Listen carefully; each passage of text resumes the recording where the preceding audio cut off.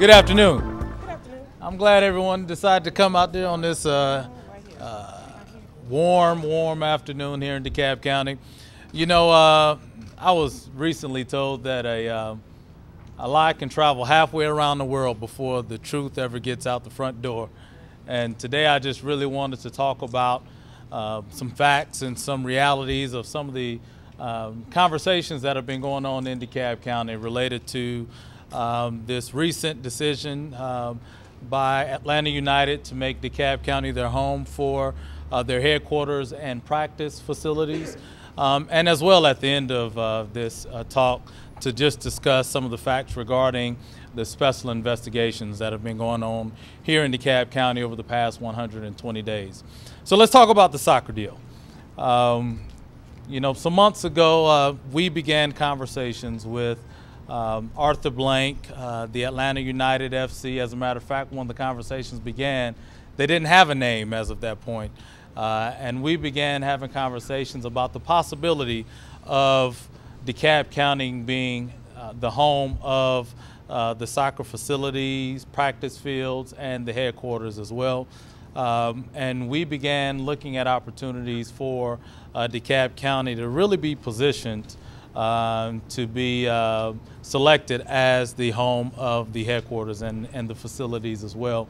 It was a competitive process. Of course, there were many jurisdictions that were vying for those facilities to go to the other counties and cities as well. But we ultimately were victorious in that we were selected. We had our press conference over a week ago with Arthur Blank and Darren Eels, the president of Atlanta United as well. As quickly as we were given the news that we were on the short list, I brought it immediately to all Board of Commissioners to discuss some of the very broad details about what was put forward as a part of this deal. We did know that that the decision would be made quickly because time was not on our side. We know that the Atlanta United soccer team will begin their first season beginning in 2017, the first quarter of 2017. So we also knew that they had to be in the facility, their headquarters and practice facilities, by the end of 2016 or no later than January 2017. So of course, for us, our proposal that we put on the table, of course, we were ultimately victorious in that was the Memorial Drive piece of property that we own here in DeKalb County. We own over 117 acres, and the landmark, of course, is the jail, the tallest building in Central or South DeKalb County. And we own 117 acres back behind the jail. That was the location that we pitched for this facility. Arthur Blank knew very well that there's a jail there. There's hundreds of acres that had heavy infrastructure there. Our roads and drainage division is housed out of there. Some of our sanitation workers and some police services as well. But nonetheless, they moved forward with that being a location. So the limited time for us had to deal with being able to get the site ready for the construction to begin for the headquarters and the practice facilities.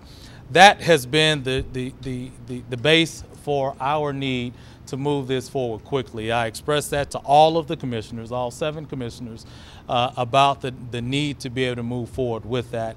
We discussed it in executive session for about 90 minutes. We went through all the details of the memorandum of understanding. All commissioners were fully aware about the details in that.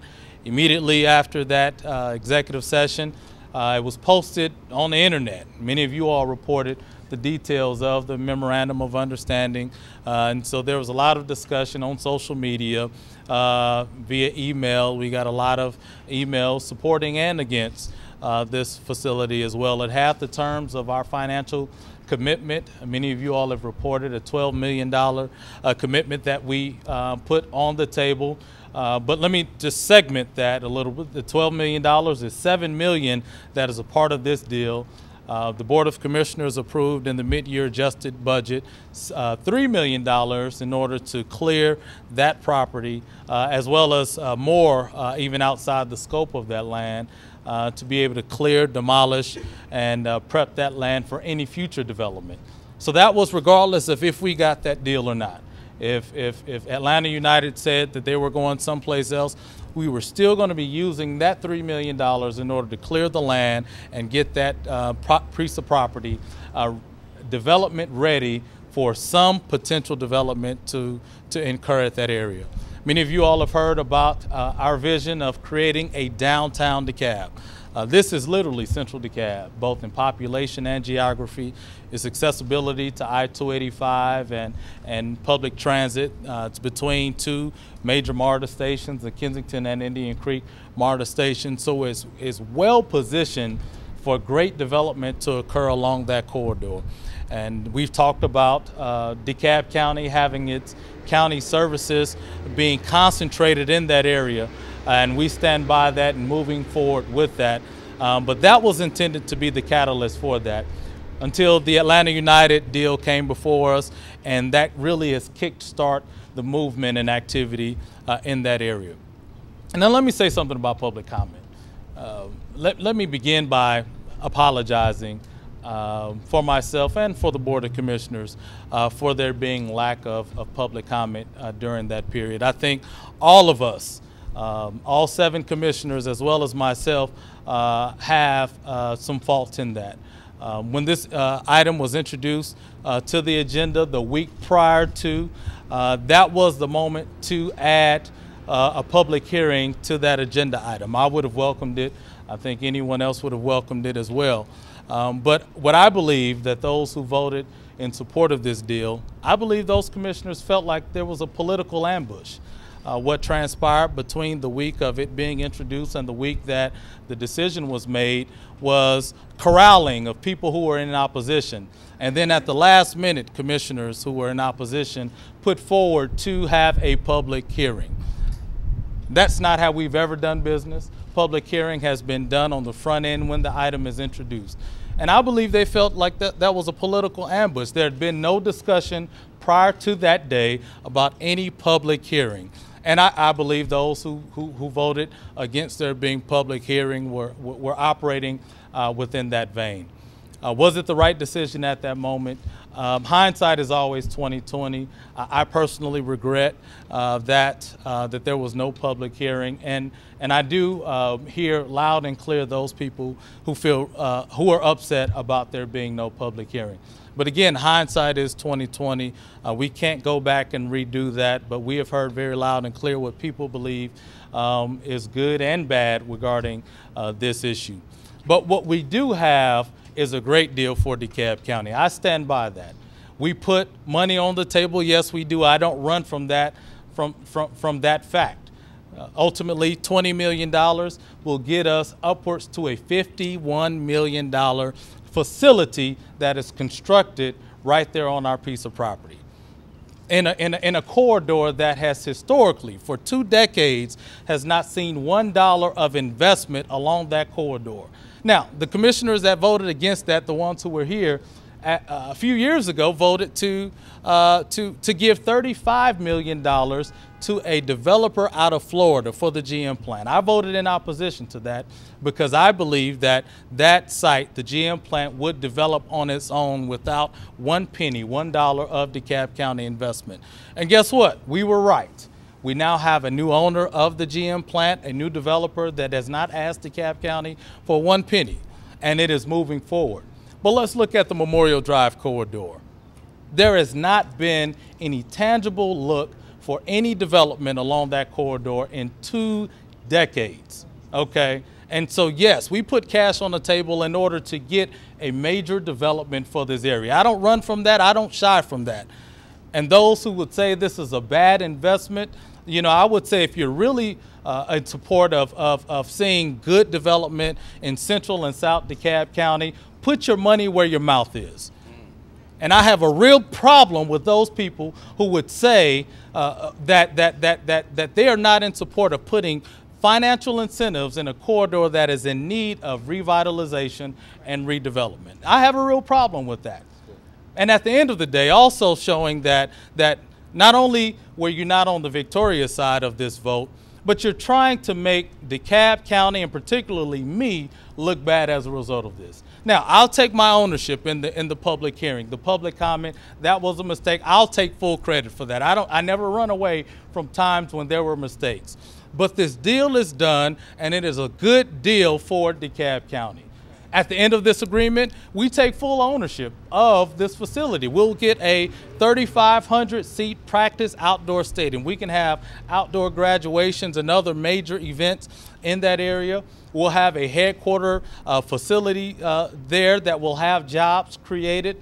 We'll have other practice fields. We will have office space that will be built for DeKalb County employees. We'll be putting our Parks and Rec department in that facility. But really, it's not even about the soccer deal. It's about new development in that corridor that will advance development that is not just oriented towards the north or in other areas of the county, but that we can put real incentives on the table in order to move this forward. This is no different than other financial incentives that the county enters into. Whenever a corporation gets a tax abatement, for the layman, that's when a corporation doesn't have to pay its full tax commitment. That's a financial incentive. They don't have to pay their full financial obligation where taxes are concerned. That's on the back end. We put the financial incentive on the front end, and I'm not shying away from that. And so this is a good deal. I stand by the fact that this is a good deal for DeKalb County. If you don't support this investment along this corridor, you have the right to have that as your opinion. But I stand by this. This was not a backdoor deal. It was an economic development deal that was put forward that does happen in private. All the other jurisdictions that pitched this to come to their area, that was in private as well. But the agenda item was out for the public to see and read and chime in. And if you think it was a bad deal, you can have that opinion. But I'm of the opinion that this is a great deal for DeKalb County. And so I'm standing forward with that. Again, I want to make sure that we're operating with as full transparency as we can. Again, I've acknowledged the issues and the concern regarding public comment where this is concerned.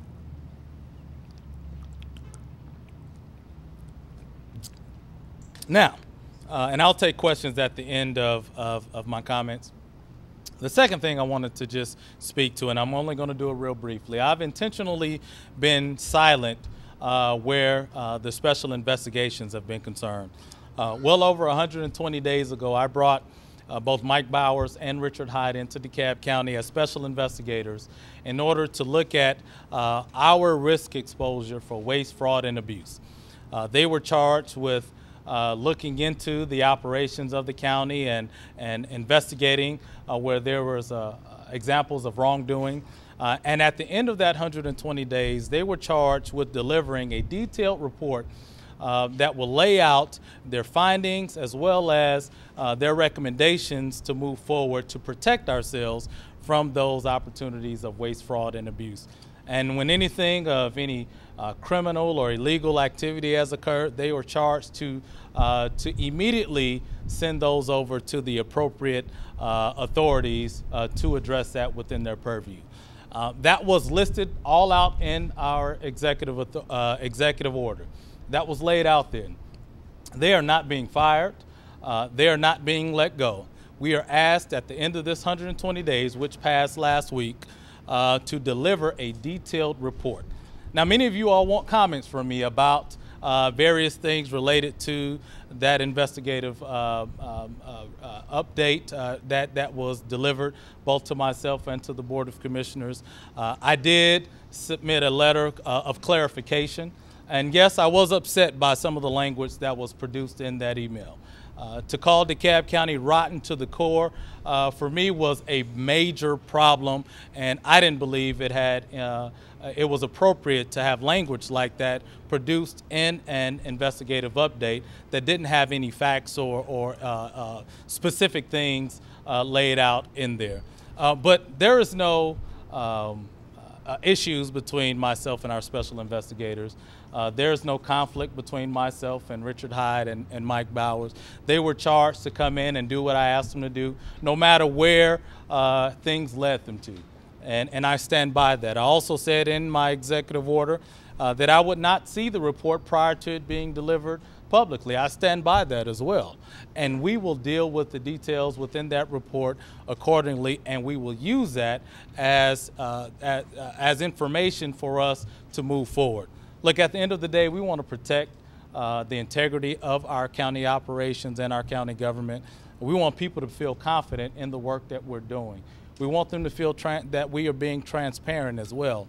And so we brought in Mike Bowers, who I didn't know prior to appointing him as a special investigator, or Richard Hyde. I still think, you know, that was the right thing to do. I'm not changing from that posture. But we have to move forward, and so I'm anxiously awaiting that detailed report to be delivered to me and for the public as well, so that we can begin to take on our actions based upon those recommendations of moving our county forward and taking some decisive actions for us to move forward as a county. So with that, I'm going to take some questions and from our reporters. Just a few, it's hot, but thank you for bearing with me.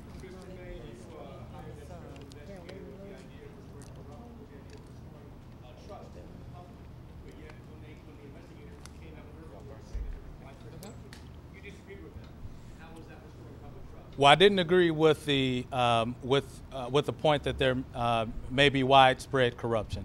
My disagreement had to do with the language that was laid out in there. To say that DeKalb County is rotten to the core basically indicts over 6,500 employees. And that's what I had a problem with. The overwhelming majority of our employees in DeKalb County are honest, upstanding citizens, taxpayers, and employees of our county. And so I did have some challenges with the language that was used in that. Whatever the findings are, they are the findings. And I'm not here to disagree with anything regarding the findings and fact as well. So all you read was a correspondence between myself and investigators, just laying out the fact that we expect for the final report to be factual, to be professional, and to make sure that it's backed up with specifics. Well, let me get over. I'll get back around. Yes, sir. How concerned are you about the report that says there's corruption in nearly every county department? I'm concerned about that, and again, I'm anxiously awaiting the final report because that will help lay out a roadmap into how we do address those issues that may have risen through the detailed investigations of the special investigator. Mark. Let me get to Mark, and I'll get back to that question. You said that you want the final report to be detailed and factual. When I hear that, I think, well, maybe were you disappointed that the preliminary report was not detailed or factual? Well, their preliminary report was about 3 pages, and it had more descriptions as to what they saw versus fact. They laid out some points in there about areas of concern that they saw. But again, what I expect to see reflected in the final report is detail. And if there is any examples of corruption, I think they've said the word bribery in there, I expect them to immediately be sent over to the district attorney and the appropriate authorities to address them right then and there. It's not within my purview to deal with bribery and all of that. Now, if it does arise, it is my plan to get rid of the individual quickly. Again, one of the reasons we entered into this is because we frankly don't know what other law enforcement or other authorities are doing. It's private what they do, it's confidential, and it should be that way. But what my concern has been that we may have, individuals that are bad apples, that may have participated in, those things of wage fraud, abuse, bribery, extortion, etc., and they're still working here. We want to deal with that quickly, and we want those instances to be put forward very fast through that report. Yes, Josh.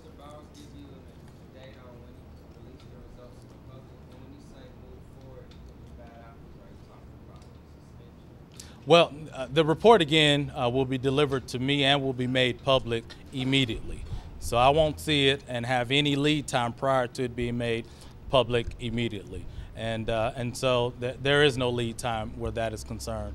And we're just looking for, if there are bad apples working for DeKalb County, and there are likely some. I won't deny that fact. But we want to make sure that they're identified, that we know exactly what has transpired through the investigations that have been done over the 120 days, and that we can act accordingly.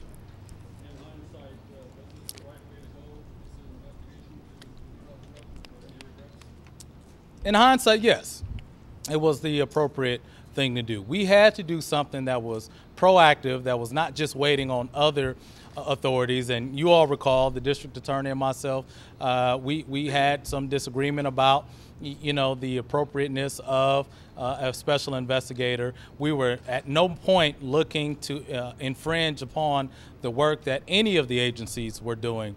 But again, I'm concerned about the integrity of the day-to-day operations here in DeKalb County, and this special investigation is helping to get us there. We're going to take a few more. I'm going to get back around to those who have asked previous questions.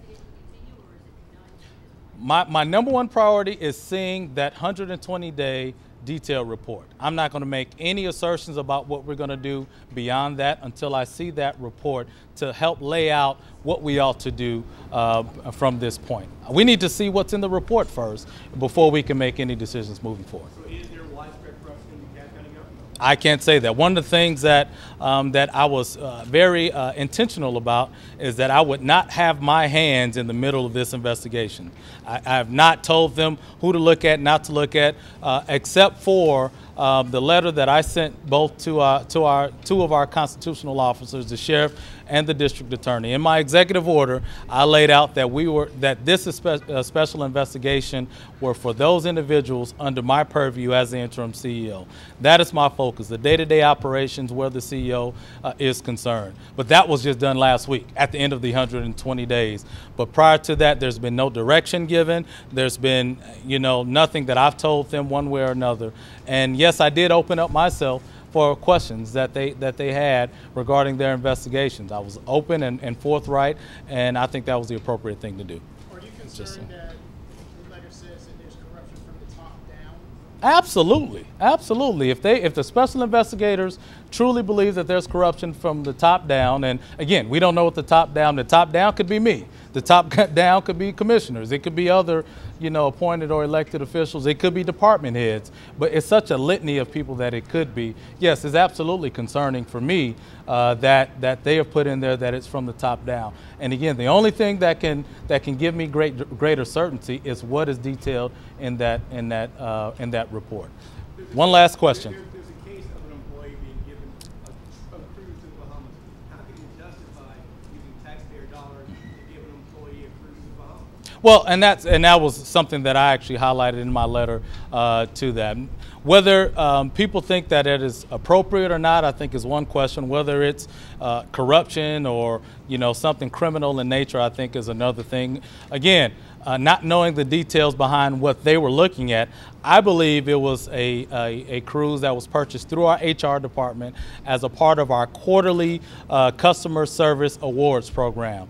I just signed a number of certificates today acknowledging the great work that individuals in our county has done, and it's a quarterly award. One of the major awards of that was a cruise, and I believe it was a cruise to the Bahamas. That cruise was purchased through the HR department, and the cruise was put in a hat that was pulled out of all of the quarterly awardees as a thank you for the work that you do. We haven't been able to do pay increases or cost of living adjustments the way that we should have over the past 7 or 8 years, and that was kind of a thank you for the work that they were doing. Is that appropriate? People have different opinions. I don't believe it was illegal. I don't think it was unethical, but people have varying opinions regarding that. But again, I'm looking forward to that 120-day detailed report based upon the work that they have done, and that will give us directions as to what we ought to do moving forward. Thank you all so much. I appreciate you all for bearing with us in this hot weather, and have a good day.